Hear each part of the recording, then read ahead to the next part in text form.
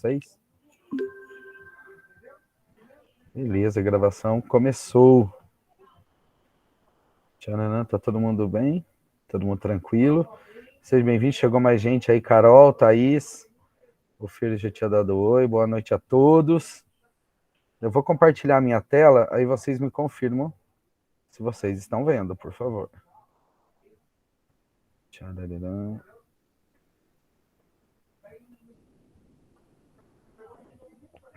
Tá todo mundo vendo aí? Sim. Sim. Que bom, gente. Obrigado pela confirmação. Então, assim, eu acho que eu tenho esse objetivo da gente tentar chegar na aula sempre em 1 hora, para que o conteúdo fique, poxa, bacana de se assistir, que a gente possa levar para momentos, às vezes, do trânsito, deslocamento, hora do almoço, enquanto está fazendo academia. Né? A gente disponibiliza também sempre a versão de áudio e vídeo. Dessa aula vai ser, por enquanto, só de vídeo, mas que as outras aulas a gente tem, né? A versão tanto de áudio para que, poxa, eu possa acompanhar isso no nosso dia a dia, né? Então, como eu falei, a gente está nessa nossa quarta aula, né? A gente está falando das nossas aulas abertas aqui no Teu, que, como eu falei, a gente tem o objetivo desse material, ele é muito, muito, muito simples, né? Mais do que a gente não tem nem a intenção e nem a vontade aqui, né, de dividir qualquer conteúdo que seja definitivo, ou seja, uma verdade absoluta sobre teologia de Umbanda, sobre a característica da Umbanda, né? Para quem conhece a Umbanda, ela, né, as suas multiplicidades, eu acho que são são as suas principais características. Então, nosso objetivo é muito mais aqui dividir as práticas do que acontece dentro do nosso terreiro, né? Dentro do terreiro de Umbanda Universalista de Curitiba, que a gente chama aí no dia a dia carinhosamente de Teu. Então, acho que o nosso principal objetivo é esse. Né? Então, até antes de começar, como a gente faz lá no terreiro, na frente do altar, eu queria pedir que todo mundo guardasse agora, né, 1 minuto de silêncio, que se concentrasse, pode fechar os olhos, pode guardar um momento para você, pode guardar um momento de reflexão. Né? Quando a gente chega na quarta aula, a gente vem falando tanto sobre, desculpa, como é que a gente como é que a gente olha, porque a gente vem buscando conhecer, né, que é a nossa Umbanda, com os olhos de um bandista, né? Como é que a gente olha para o nosso dia a dia, como é que a gente olha não só dentro dessas 4 paredes que cercam o terreiro quando a gente está lá, mas hoje a tecnologia está aqui mostrando para a gente que o alcance de qualquer conhecimento, de qualquer prática, ela é infinita. Então, a gente avançar as 4 paredes do nosso terreiro, levar tudo que a gente divide, tudo que a gente conhece para a nossa vida, levar para a nossa rotina de trabalho, para a convivência com a nossa família, aquele momento que falta paciência, aquele momento que a gente quer voar no pescoço de um, ou aquele momento que a gente se encontra numa encruzilhada achando que não tem saída, ou a gente não sabe para onde é a saída, que a gente possa sempre ter oportunidade de se conhecer, oportunidade de entender, né, o momento que a gente está vivendo. Às vezes explicar tudo a gente nunca vai conseguir, né? A gente precisa ter essa diferenciação sempre do que é entender e do que é explicar. A gente não vai conseguir explicar tudo, mas quem sabe entender aquele momento que a gente está passando, né? Aquela fotografia dentro do filme da nossa vida, pode fazer sentido a gente colocar numa outra perspectiva, colocar num outro ponto de vista, pode ajudar a gente nesse caminho. Então é nessa força que a gente sempre divide de reflexão, de autoconhecimento, né? A gente trabalha com energias universalistas, né? Energias de transformação mental, para que as nossas atitudes práticas sejam transformadas. A gente abre hoje essa aula em cima dessa força, agradecendo sempre Ogum Megê, o nosso dirigente espiritual da casa, e o Caboclo Cobra Coral, que é o pai da nossa corrente. Salve, salve a força. Então, começando, como eu falei, a gente está nessa aula, e essas aulas, né, ficaram em desenvolvimento praticamente uns 6 meses, porque é tão difícil a gente conseguir eleger assuntos, né, porque para quem está ali dentro, enfim, para quem vive, todas as coisas elas são tão bacanas e tão importantes de viver para quem tá ali no dia a dia. Então a gente teve esse desafio e a gente dividiu em 4 principais temas, né, que a gente vai discorrer durante todo o ano. Esse primeiro, que a gente está na quarta aula agora, é o Ser Umbanda. Depois a gente vai falar de chão de terreiro. Depois a gente vai falar de orixás e 7 linhas da vida. E a gente termina o ano falando de firmezas, assentamentos e altar. Né? Todos os temas vão ter, cada um deles, 5 aulas. O objetivo é que as 4 primeiras aulas elas sejam mais dividindo mesmo esse conhecimento, né? Aqui nesse, ou seja, lá no terreiro, na TV, ou aqui numa meeting. E a quinta aula, no final de cada um desses temas, a gente quer fazer uma gira prática mesmo, né? Com todo mundo que está participando, para que todo aquele conhecimento que a gente dividiu durante todas as 4 aulas do tema, a gente consiga ver um pouco na prática, né? A gente consiga viver, porque a Umbanda tem muito essa característica. Então, como a gente falou, esse primeiro tema para a gente é o Ser Umbanda. O Ser Umbanda é o maior desafio, eu acredito, por isso que é o primeiro tema, não que os outros não sejam importantes, mas a gente escuta a palavra Umbanda, quem sabe, desde que a gente nasceu. A gente vive, né, dentro de um terreiro para muita gente desde que nasceu, ou estou conhecendo a Umbanda agora, estou ouvindo falar, estou estudando, estou vendo os vídeos, mas o maior desafio, mesmo de quem está há 30, 50 anos dentro de um terreiro, é olhar a Umbanda com os olhos de um bandista. Né? A gente viveu e vive, né, uma cultura muito forte judaico-cristã na nossa cultura brasileira, e a gente falou bastante disso na nossa primeira aula, então é difícil um pouco. Então, por isso que eu sempre peço no começo dessa aula que a gente esvazie as nossas crenças, né? A gente esvazia um pouco do que a gente acredita, como se fosse um copo de água mesmo, né? Todo o nosso conhecimento, tudo que os nossos pais dividiram com a gente, tudo que os nossos avós, que a gente aprendeu com a nossa família, nas escolas que a gente estudou, é importante a gente esvaziar um pouco isso e estar preparado aqui, muitas vezes, para ouvir o novo, ou até discordar, que não tem problema nenhum, né? A gente acredita que o discordar seja ruim, mas não é, né? Às vezes o discordar ou questionar só faz com que esse conteúdo, enfim, ou só faz com que essa troca aqui, ela melhore sempre. Então, estejam sempre dispostos, né, a isso, e eu vou querer sempre estar disponível de ir atrás da resposta. Se eu não souber, isso para mim só vai me ajudar enfim, a melhorar cada vez mais esse material que com certeza a gente vai dividir com mais e mais pessoas. Então, né, o ser Umbanda é olhar a Umbanda com os olhos de um bandista. E eu sempre coloco esse slide em toda aula porque é muito importante. Né? O Leonardo Boff, um filósofo e teólogo bastante conhecido, aí chegando aos seus 83, 80 e poucos anos, ele tem uma frase muito simples, mas que fala muita coisa, que todo ponto de vista é a vista de um ponto. Então, o que a gente vai dividir aqui é sempre o ponto de vista do que a gente vive lá no chão do nosso terreiro, né? Como eu disse lá no começo, sem ser uma verdade absoluta, em sim, o objetivo da gente conseguir olhar para quando a gente for numa gira, seja dentro da corrente, seja sentado ali com a gente na assistência, que como eu sempre falo nas aberturas lá, para a gente, todo mundo tá junto nessa, né? Não tem uma divisão entre ninguém, ou pior, algum tipo de hierarquia, como se quem estivesse ali dentro da gira fosse melhor do que quem não tá.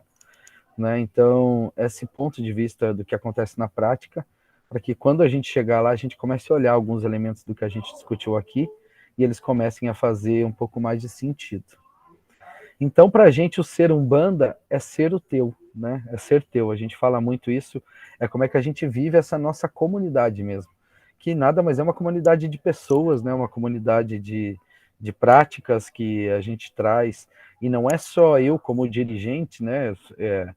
Fui atrás de formação para ter a minha formação de sacerdote de Umbanda, mas dirigir um trabalho não quer dizer, e a gente falou também isso na primeira aula, que tudo que acontece no trabalho vem da minha cabeça ou vem do que eu acho. Né?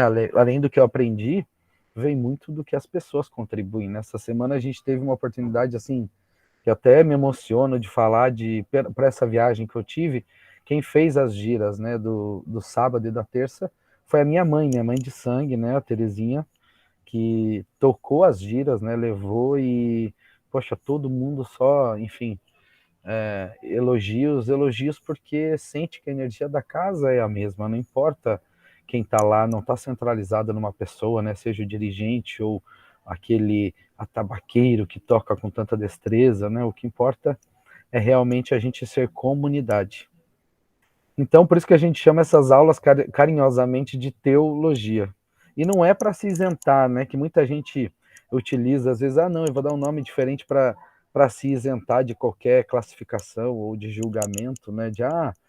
Mas isso eu estou falando de outra coisa para que as pessoas não possam comparar com outros estudos. Esse estudo aqui ele é baseado, né, em estudos de outras pessoas que vieram antes e que até hoje estudam e desenvolvem a Umbanda, mas a gente chama de teologia justamente para ganhar uma característica, uma cara nossa, né? Do formato que a gente escolheu, das coisas que a gente está fazendo.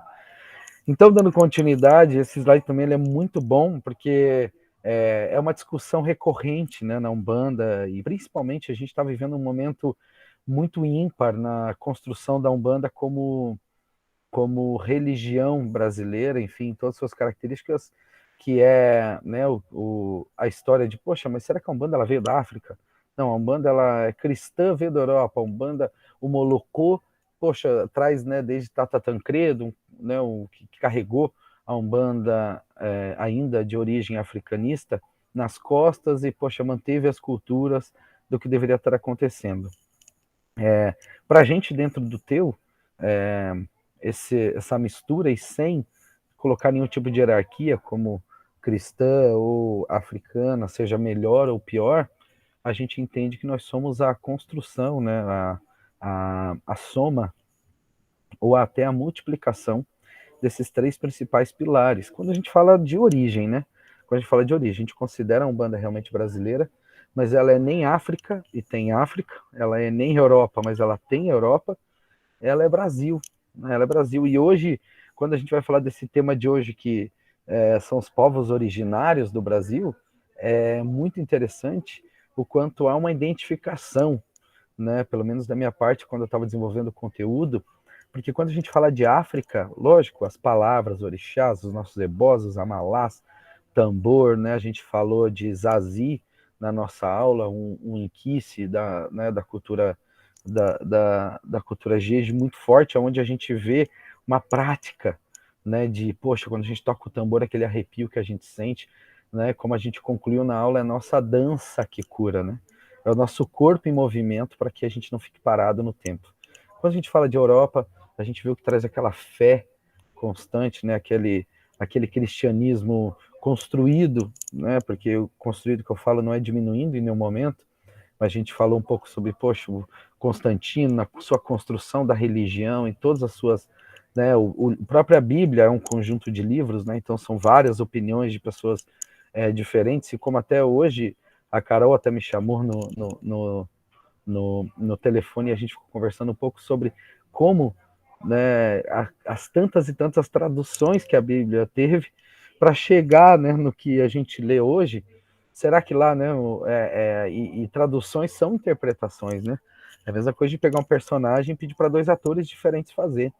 Naturalmente, eles vão ter, né, as suas diferenças. Então, ali, quando faltou um pouco de identificação, principalmente no teu, eu acredito que quando a gente fala de Brasil, um pouco dos povos originários, a gente vê mais isso no dia a dia fora do nosso terreiro. Então, isso é muito importante para que a gente, poxa, construa, né,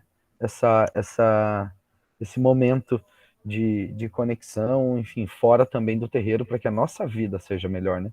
O objetivo de entender a Umbanda é como ela transforma a nossa vida fora do terreiro também, né? Como ela transforma a nossa vida fora do terreiro. Então, falar de povos originários é um desafio muito grande, gente. Porque diferente, por exemplo, da diáspora africana, onde até por identificação, eu acho que foi, né? Como eu falei, acho que a maior migração, poxa, continental que aconteceu na história do mundo, né? Da história moderna do mundo que a gente conhece. Então, existe muito registro, muitos estudiosos que falaram sobre isso.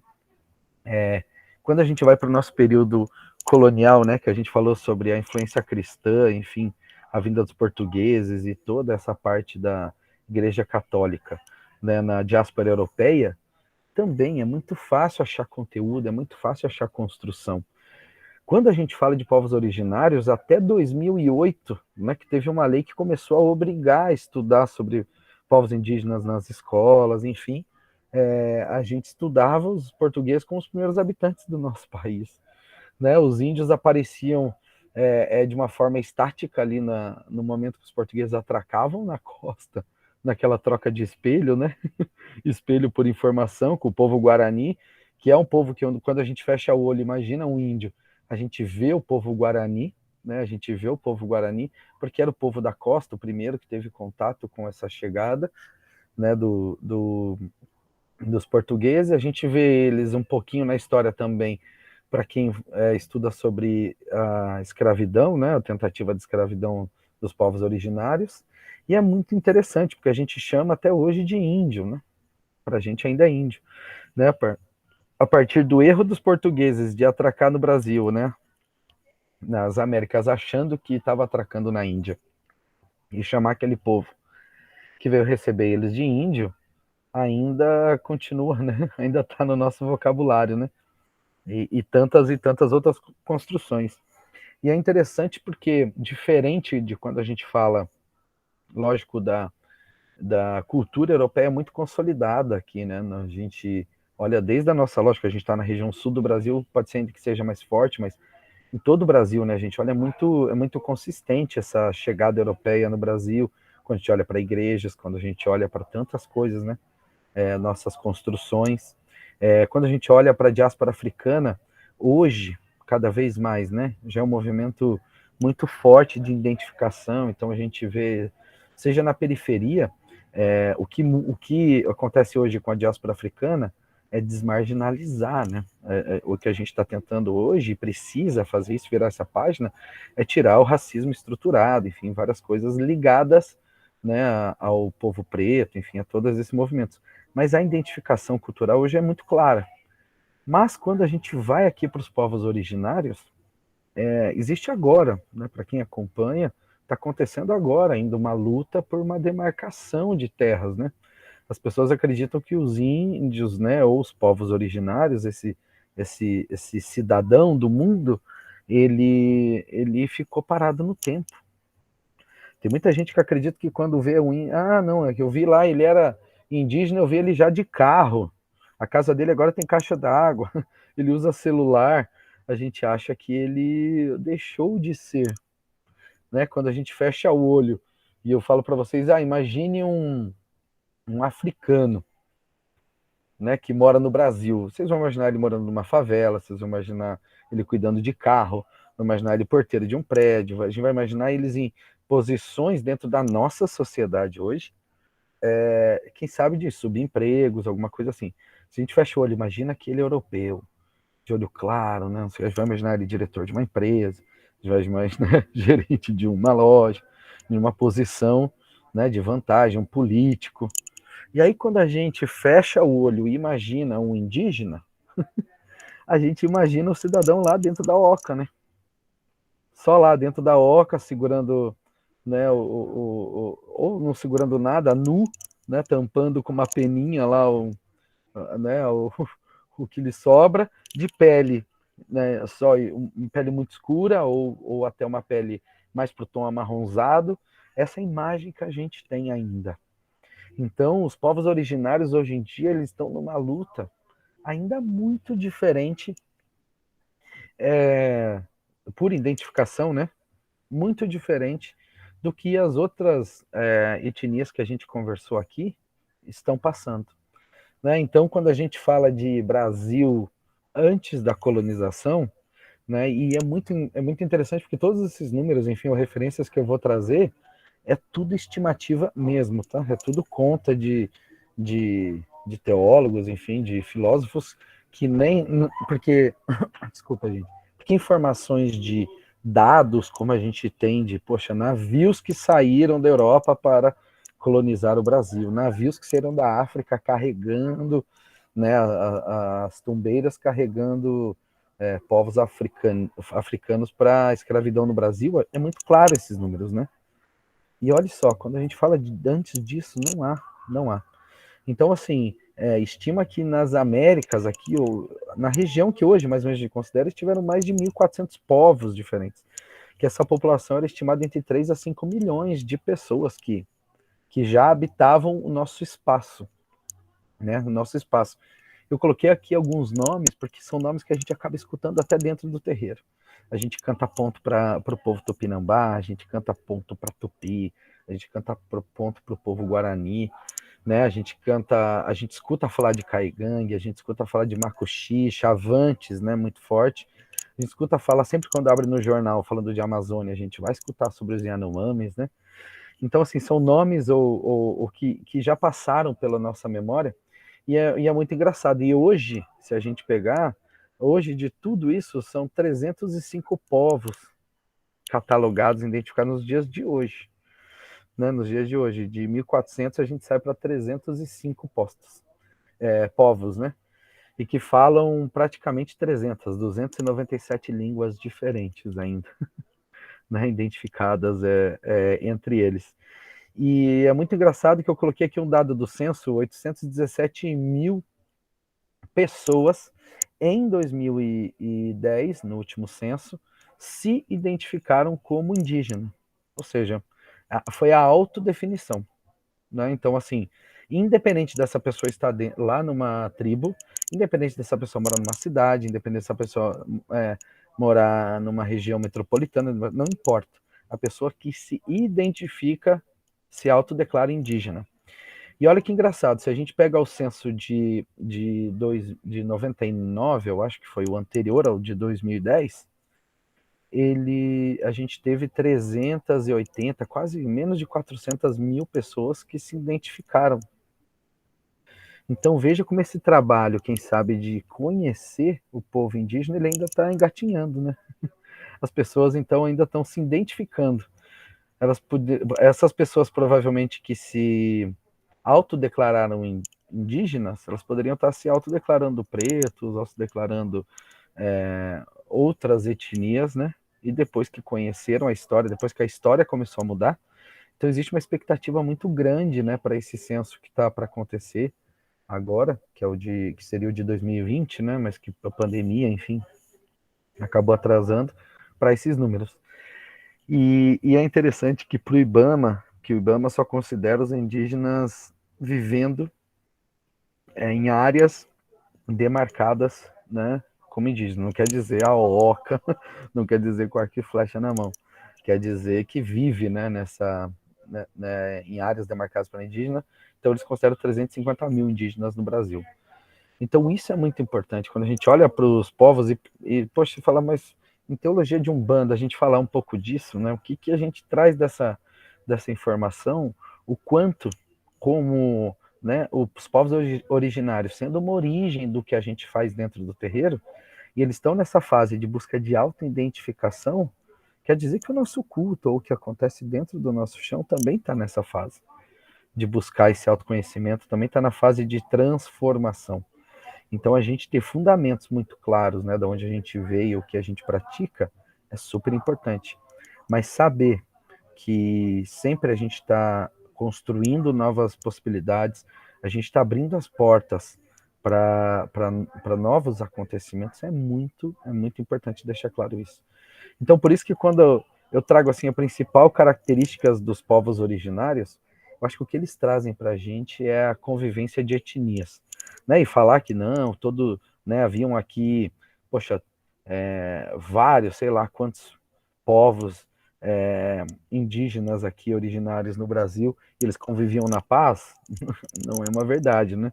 Os guaranis, por característica disso, né, que eram os povos que viviam na costa do Brasil, eles naturalmente eram muito receptivos, o que foi um pouco da sorte de quem chegou aqui, né, dos portugueses.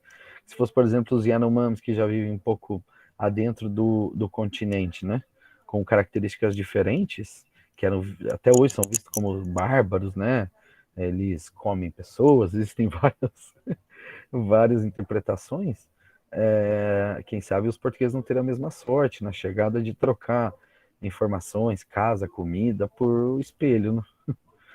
Então, a principal marca é muito isso, né? As etnias, a forma que hoje a gente vive dentro do nosso terreiro, as etnias, né? A gente precisa desconstruir uma palavra muito forte que a gente fala que é raça negra, a raça preta, a raça indígena, a raça europeia, a raça branca, a raça ariana, a raça... Não, na verdade, nós somos seres humanos, né? A gente é da raça humana, né? Então, existem as etnias, a etnia europeia, a etnia branca, a etnia preta, a etnia negra, né? A autodeclaração de várias etnias que a gente conhece, povos ameríndios, mas isso é muito importante, isso já traz, pelo menos na nossa cabeça, a gente precisa começar a colocar a etnia que for no mesmo patamar, né? A gente precisa começar a desconstruir ainda mais. Eu falo isso que é um desafio diário na minha vida, porque eu, por origem europeia, né, é difícil, né, porque me olha, vê cabelos claros, olhos claros, pele clara, vivendo no sul do país, né, quando eu busco a origem da minha família, vieram alguns do leste europeu, outros do centro da Europa, né, que são os meus ancestrais. Quando eu falo da minha ancestralidade, é muito claro isso. Então, desconstruir isso, porque eu vim nesse mesmo navio, né? Eu vim nesse mesmo navio, que é colonizando à força um país, né, impondo culturas, enfim. Então, não é nem desmerecer ou sentar alguém numa cadeira de vilão, porque se existe algum vilão, podem ter sido as decisões políticas que aconteceram, que acontecem até hoje, de tentar, de apagamento cultural, né, de apropriação cultural, que é o pior, né, de se apropriar de uma prática que não é da sua etnia, trazer para a sua, para que aquilo, né, para desmerecer, diminuir ou até extinguir uma determinada etnia, né? Então acho que esse é o maior desafio. Então eu coloquei alguns pontos aqui que são interessantes, principalmente quando a gente traz para o nosso dia a dia, né? A gente fala, poxa, a gente ainda enxerga, né? Por isso que eu falei para a gente fazer o exercício de fechar o olho, o indígena lá, sentadinho na oca, fumando aquele cachimbinho da paz, né? Segurando lá a sua lança, seu arco e flecha. A gente ainda tem essa imagem. E quando a gente vai para nossa vida, né? Para nossa vida, o hábito, por exemplo, de andar com os pés descalços. Ah, mas como assim? Todo mundo anda com o pé descalço? Não. Para muitas etnias do mundo, né? Andar com o pé descalço ou era sinônimo sempre foi, né? Sinônimo de inferioridade. Até eu falei isso quando a gente conversou sobre a diáspora africana, não sei se eu falei. Quando começou a acontecer a alforria escravacionista, né, no Brasil, a primeira característica que identificava um preto que era ainda escravizado e um preto livre era que o preto livre usava sapatos, né? Ele usava sapato. Então a pessoa, né, descalça para muitas etnias sempre foi visto como uma coisa ruim. E quando a gente traz isso para dentro do chão do nosso terreiro, andar de pé descalço, né, a gente significa outras coisas. Para, né, as etnias dos povos originários, os pés descalços significam igualdade. Né? A primeira coisa que eles olhavam quando se encontravam, porque essas etnias se encontravam, né, nas andanças de caça. Pensa que grande parte, eu acho que até todos esses povos eram nômades ou seminômades, né, pela até fartura que a gente tinha, que tem no nosso país de recursos naturais. Eles eram povos nômades, né, onde exploravam ali da plantação, enfim, as características, e eles faziam essa caminhada, se encontravam, e a primeira característica no olhar de um povo para o outro era para os pés. Vendo ele descalço, né, era um sinal de igualdade. Outra coisa muito forte, eu coloquei aqui a mandioca, porque não tem como, né? Não tem quem não coma mandioca hoje na vida, faz parte da vida, eu acho que de todo brasileiro, e é uma característica muito forte quando a gente fala de tapioca, todas essas palavras, né, açaí, tudo traz muito, a gente herdou dessas etnias, né, de povos originários. Quando a gente fala de banho, é muito engraçado, tá? E quando a gente convive, quem tem oportunidade de conviver com, por exemplo, etnias europeias, tem gente que fala, ah, lá é o clima, ou é alguma coisa, mas o costume do banho diário do brasileiro é dos povos originários, não veio junto com o navio que veio da Europa, não veio junto com as tumbeiras que vieram da África. Né?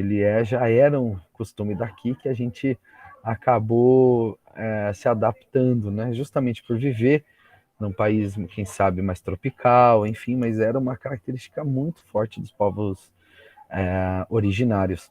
E a língua, como eu falei, são 305 hoje povos, né, que catalogados e quase 297 quase 300 línguas diferentes faladas. Então tem muita coisa no nosso português, principalmente quando a gente descola o português original de Portugal, que hoje traz, né?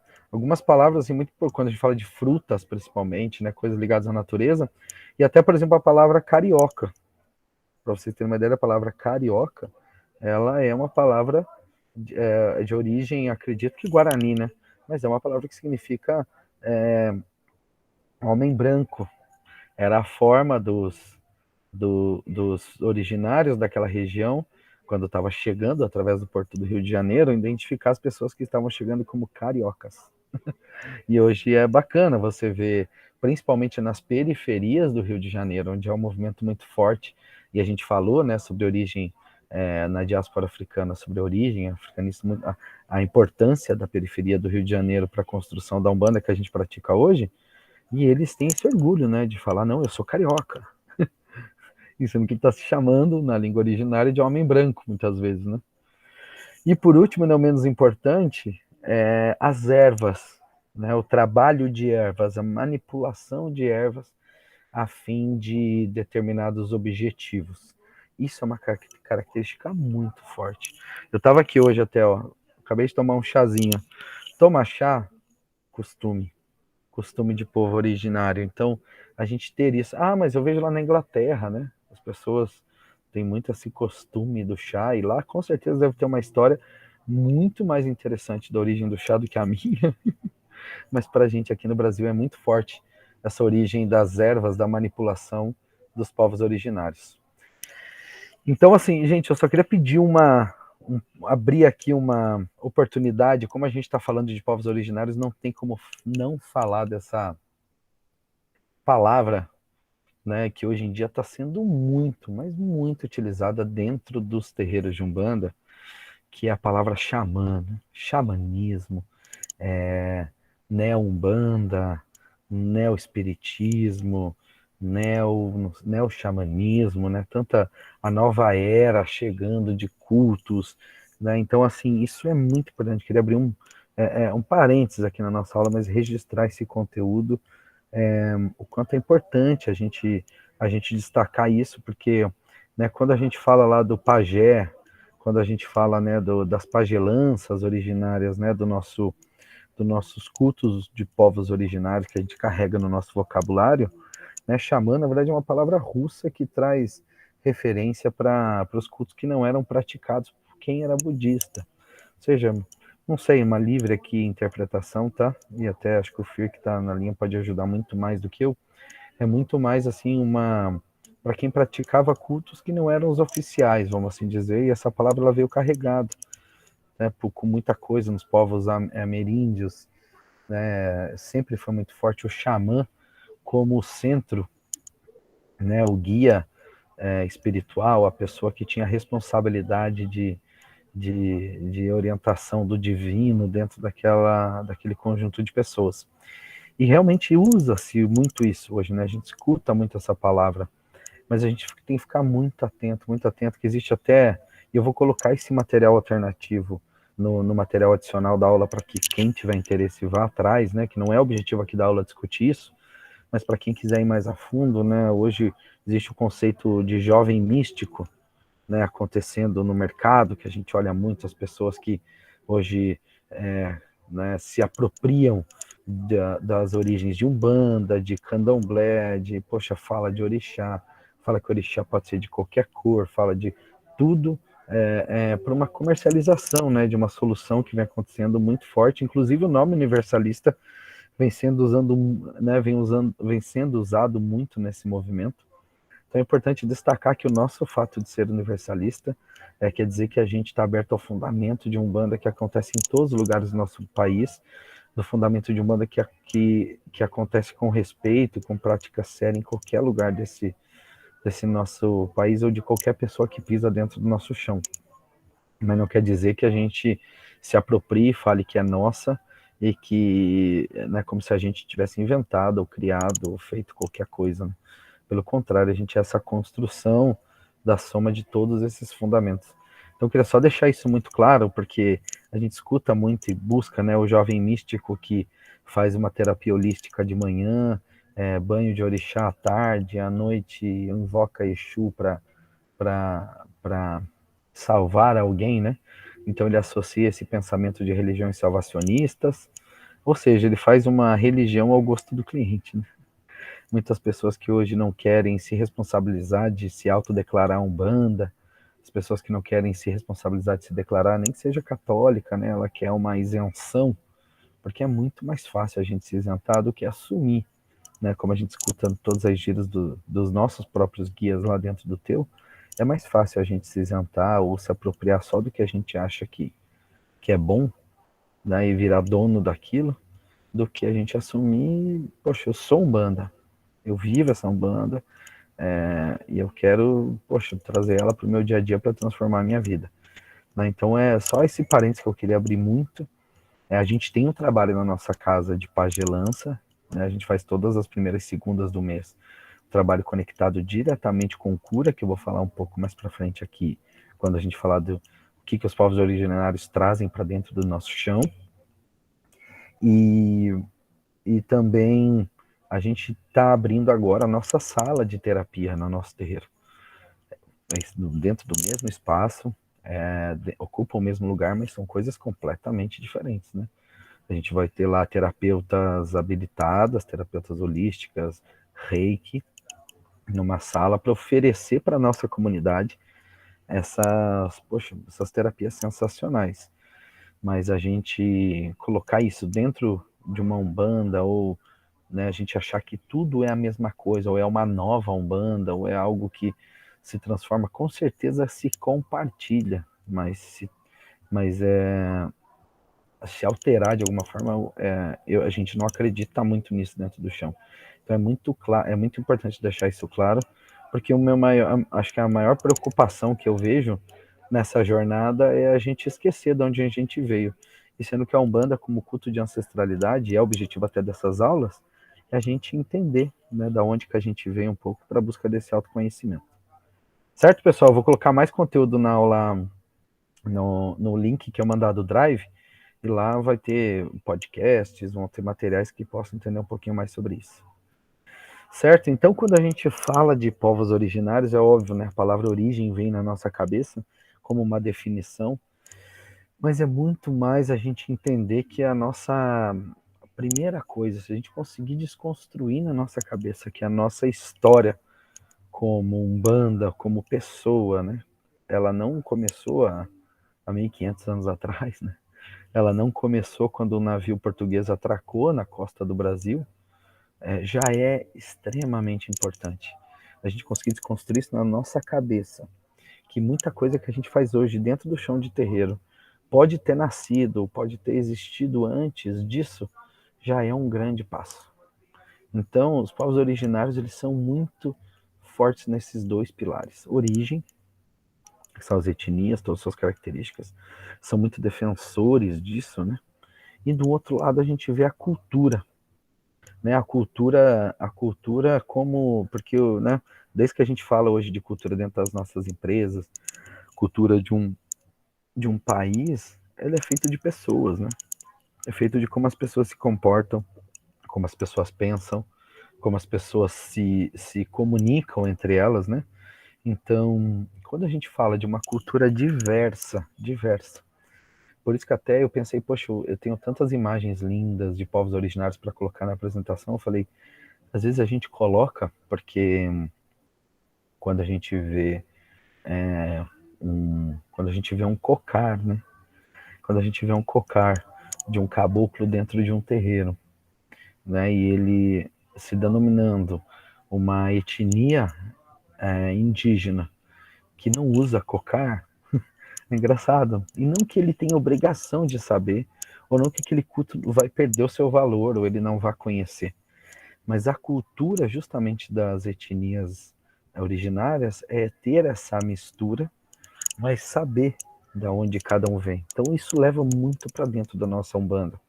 Dentro do que a gente pratica no Teu, é muito importante a gente saber que sim, temos no nosso chão traços, forças do movimento europeu que aconteceu da vinda para cá, do movimento africanista que aconteceu vindo para cá, dos povos originários que já estavam aqui e de tudo que a gente faz todos os dias. Mas cada um contribuiu com as suas coisas, e deixar isso claro, e não, às vezes, misturar ou achar que a Umbanda é uma mistura. Não, ela é uma amálgama positiva, né? Uma amálgama, mais do que uma mistura, é uma multiplicação. É como aquilo é visto de vários pontos diferentes, porque acaba que a gente constrói uma cultura um pouco rasa para a gente, né? Ou achando que a Umbanda ela tem só esses, né, os 100, os 120 anos, né, 110 agora, por exemplo, da anunciação do Caboclo das Sete Encruzilhadas, né, por Zélio Fernandino de Moraes, dentro de uma tenda espírita, né, dentro de um centro espírita, como se ele, né, tivesse surgido a Umbanda naquele momento. Surgiu uma Umbanda ali? Surgiu, com certeza. Acho que é a Umbanda mais praticada nesse país, que é a Umbanda sagrada, né, multiplicado muito bem por Rubens Saraceni. Então, assim, ela hoje, se a gente olhar, a maioria dos terreiros, quando a gente olha para Curitiba, também é muito forte esse movimento. A maioria é Umbanda sagrada, mas não quer dizer que aquilo seja a única, ou a melhor, ou a que salva, ou a mais importante Umbanda praticada, né? Isso é bem importante. Então, esses dois pilares, origem e cultura, fazem muita parte, né? Fazem parte da construção dos povos originários. E principalmente, né, eu acho que o mais importante é a natureza. Tá bom, né? Natureza. Quando a gente pensa em natureza, o que que vem na nossa cabeça, né? A gente se imagina numa cachoeira, a gente olha um monte de coisa fora da nossa casa, né? Eu acho que a gente viveu e vive por muito tempo. Eu sou, pelo menos, né? Já estou chegando dos meus 40 anos, mas já nasci dentro de uma cidade, né? Então, grande parte da minha vida foi dentro de tijolos, né, minha casa, andando em asfalto, de tênis, indo para a escola. Então a natureza normalmente era aquela associação do final de semana num campo, uma viagem para visitar a família no interior, né, e poder ter um contato, quem sabe, com a natureza, as oportunidades de ir para uma praia, né, mergulhar no mar. A gente associa uma natureza ainda distante da gente. A gente imagina na natureza como se não pertencesse a gente, né? Como se a gente olhasse a natureza de uma janela, ou quem sabe por um binóculo, para muitas pessoas, né? Mais longe ainda. E sendo que natureza, na definição aqui que eu quero trazer, associando aos povos originários, a natureza é o habitat que a gente vive, né? É o habitat que a gente faz parte. Seja ele hoje, esse momento, vivendo numa selva de pedras, né? Ou seja, o momento onde os povos originários viviam aqui, que era direto na natureza.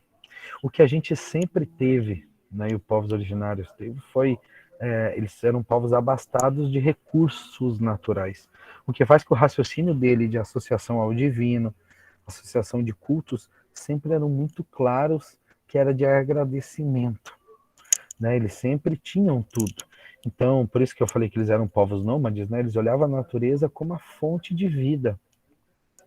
Gaia, né, o nome da mãe, né, da natureza, né, para muitas interpretações é a mãe que dá tudo. Né? O que, que é uma mãe? A mãe que dá tudo, deu o ventre para criar a vida, dá água, dá o alimento, dá a caça, dá o abrigo, dá a chuva, dá o sol. Né? Então o cultivo aqui, né, o cultivo das plantações aconteciam aqui já. Então, assim, quando eu trago a natureza para dentro do teu, é a natureza do habitat que a gente vive, né? A natureza que a gente traz, a gente faz parte e a gente se apropria como nossa. A gente se apropria como a nossa casa. A gente se apropria como as nossas coisas. Então, assim, quando a gente olha para dentro de um terreiro hoje, um pretinho velho sentado, macerando umas ervas para passar numa machucadura de alguém, quando a gente ia, quando era criança, numa benzedeira, né, para costurar o peito, para bater aquela arruda nas nossas costas, né, ou para sentir aquele cheiro, para dar aquele banho de ervas maravilhoso, ou para defumar a nossa casa, né? O poder das ervas sempre estava associado muito à limpeza, quando a gente olha nessa percepção. Aqui, a ação da natureza é cura, a ação da natureza ela é vida. Né? A ação da natureza ela é tirar as mazelas. Aqui a ação da natureza é fortalecimento. Então aqui começa a nascer as propriedades medicinais, né? Então, para vocês terem uma ideia, na época de. Isso é muito. É muito interessante porque a gente fala de coisas. Quando a gente fecha o olho de povos originários antes de colonização de 500 anos atrás, e ao mesmo tempo a gente vê leis acontecendo há menos de 50, 70. Eu falei agora da lei de 2008, ou seja, muito recente, né? Então, na era de Getúlio Vargas, para vocês terem uma ideia, teve uma lei que era diretamente ligada a essas práticas. A Umbanda estava junto, o Candomblé estava junto, todo mundo no mesmo panelaço, que poderia ser fruto de preconceito, né? Poderia ser fruto de algo assim, mas é muito forte, era muito forte nessa lei de que dizia assim, ó, proibida qualquer manipulação de medicinas alternativas. Entenda-se como medicina alternativas, manipulação de ervas, preparos de banhos, com o intuito de curar doenças. Né? Primeiro, ele queria trazer a propriedade de cura, né, através da medicina. Foi a época que o Brasil investiu mais em hospitais, essas coisas, né? Então, né, dentro do Conselho de Getúlio Vargas era dessa forma também que ele trazia a população para perto dele. E ele não queria ter concorrente, né? Ele não queria ter. E aí, naturalmente, a partir do momento que você faz uma lei que ela pode ser cumprida nos centros das cidades, e aí, naturalmente, essa prática ela vai indo para as periferias, era aquela benzedeira que nossa mãe levava a gente escondido. Por mais que essa lei ela tenha caído mais para frente, ainda ficou uma coluna muito forte na nossa cultura, ainda de associar, né? Então, naturalmente, o candomblé que fazia a galinha na encruzilhada, né? A farofa na porta do cemitério, né? O banho de ervas na madrugada. Então, assim, tudo isso ficou associado a. Desculpe, até na lei falava assim, ó, entonar palavras que tragam cura, né? Então, ali, aquele brado do caboclo, aquele conselho que a gente escuta do Exu, tudo isso era condenado. Eu estou falando da era Getúlio Vargas, tá, gente? Não estou falando de muito, muito, muito tempo atrás, não. Então isso está muito forte ainda na nossa cultura. Por que não tem aquelas pessoas que falam, você é umbanda? Eu sou espírita, né? Ou, eu sou, né, ainda essa identificação. Ou, por exemplo, vai numa consulta que, poxa, quer tomar um banho de ervas? Ai, não sei. Ou aquela história, banho na cabeça, não pode tomar banho do pescoço para baixo, com o braço para cima. E tudo foi associando, né, como se, né, o contato com a natureza fosse algo que não fizesse bem. Como se a gente se aproximar dessa natureza não fosse algo positivo. Né? Então a gente ficar dentro das nossas casas, nossos tijolos aqui, né, em torno dos nossos tijolinhos, era o porto seguro, porque se a gente precisasse tinha os hospitais. Então essa cultura ela ficou muito forte. Então quando eu falo aqui de natureza é porque a gente construa na nossa cabeça a natureza que a gente vive, a comunhão com as ervas que a gente tem, né? Eu lembro que eu sempre escutei isso e naturalmente os terreiros que eu tive a oportunidade de frequentar, eu agradeço a todos eles, né? Tinha muitos lugares que falaram assim, não pode dar banho de erva. Essa pessoa só pode tomar banho de erva no dia tal. Então, assim, a gente acaba tendo contato com a natureza sem a gente querer, né? O tempo todo. Né? Os alimentos que a gente faz, por mais processados que eles tenham sido antes de chegar na nossa casa, acabam vindo da natureza de alguma forma, né? Então a gente tem muito ainda essa cultura. Então hoje o que eu vejo como natureza que os povos originários trazem para dentro do nosso chão, os povos originários trazem para dentro do nosso chão do terreiro, é o contato com a natureza de uma forma livre. De uma forma livre. Como é que a gente se liberta de todos esses... Poxa, será que eu posso acender uma velhinha aqui em casa? Será que eu posso, chamar aqui o Flávio no WhatsApp? Poxa, hoje eu não acordei muito bem. Será que não tem um banho que eu posso fazer? Será que eu não vou ter... Né? Será que eu não vou pedir explicação de 2 ou 3 ervas boas que eu já conheço no meu dia a dia? Seja um manjericão, seja uma arruda, um guiné, né, uma manjerona, eu vou trazer... Não preciso conhecer todas as ervas do mundo. Mas será que eu conhecendo essas 5, essa aqui tem uma propriedade de me acalmar, essa aqui tem uma propriedade de me levantar quando eu não estou muito bem, essa aqui tem uma propriedade de, poxa, de me deixar muito mais alegre, né? A gente conhecer, às vezes, aquelas ervas que traz a cura.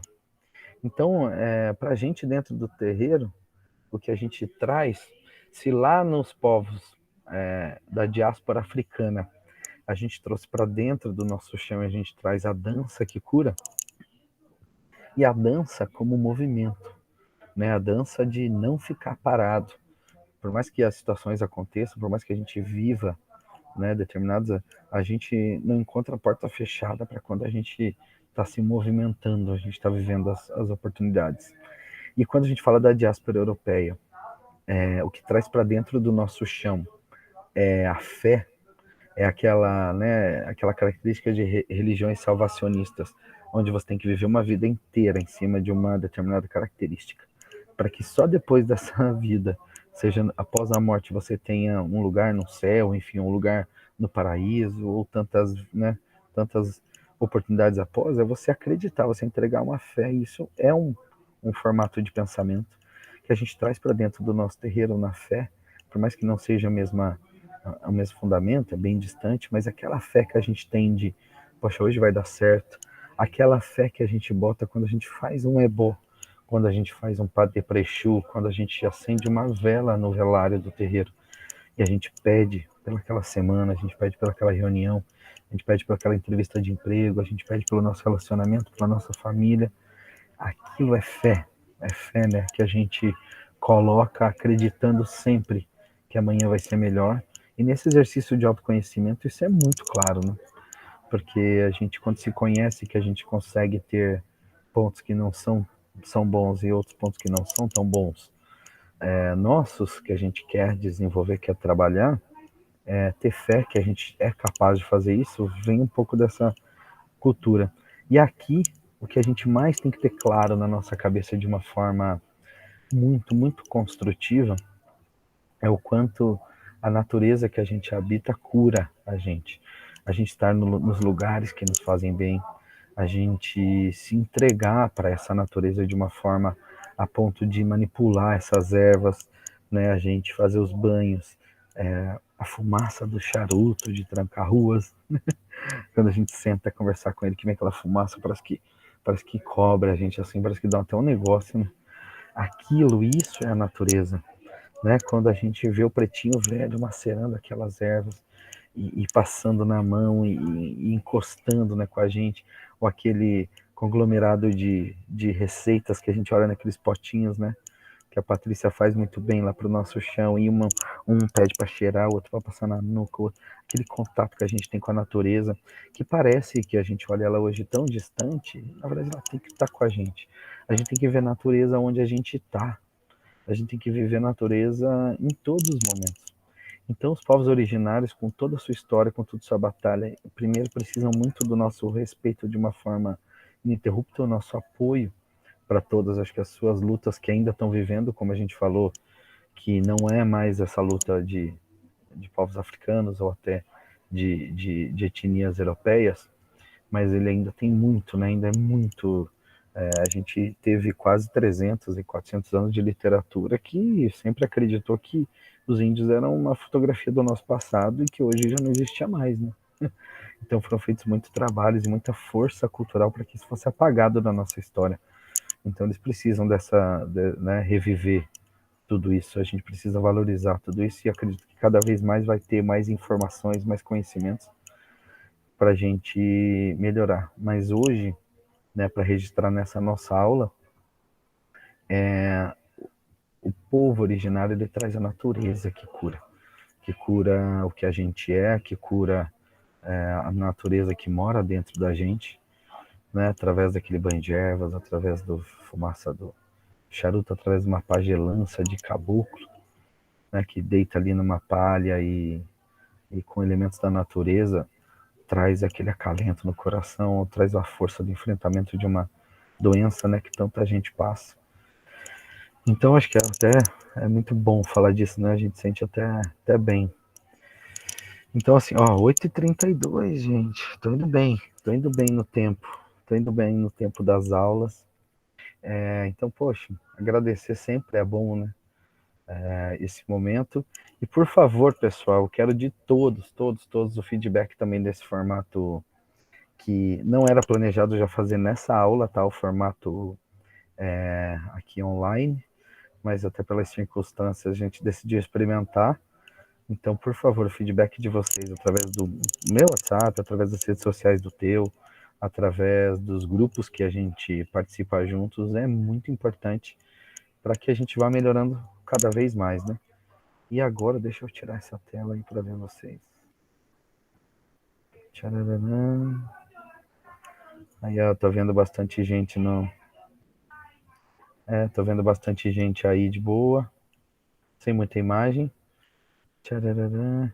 Gente, agora eu queria abrir para vocês também para dúvida, se alguém quer contribuir com alguma coisa, se alguém quer dividir alguma coisa, algum momento, o que sentiu, concorda, não concorda. Fiquem à vontade, gente, por favor. Ó, um de cada vez, não precisa falar todos ao mesmo tempo, senão não vai entender nada. Obrigado por levantar a mão, Thaís, por favor. Primeiro, agradecer também a disponibilidade mesmo. A gente sabe que está com família, a família veio de longe, e ainda assim ter esse tempinho, tirar, dedicar para a gente, para instruir, para ensinar, para contar um pouco mais para a gente sobre coisas que são interessantes, que são legais. Obrigada pela dedicação. E uma coisa que você falou lá no comecinho, sobre o como a gente se sente orgulhoso com a dona Terezinha tocando gira, de como a gente se sente feliz de ver isso acontecendo. Isso é muito também de como a gente constrói ali dentro do teu toda essa história de entendimento, de origem, de o que é e o que não é, muita base que foi dada, muita coisa assim. Então, tipo, esse entendimento, essas aulas, tudo que a gente tem visto nas aulas, é o que eu acho que dá base e segurança, de certa forma,